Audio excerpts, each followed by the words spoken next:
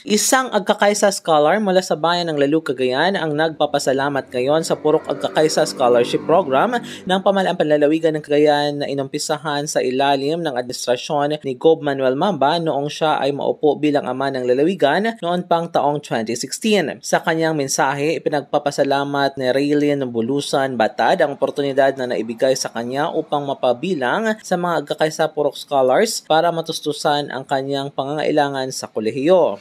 Dahil sa programang ito, hindi lamang siya ang nakapagtapos ng Bachelor of Science and Costume Administration, kundi pumasa rin ito sa 2023 Custom Broker Licensure Examination.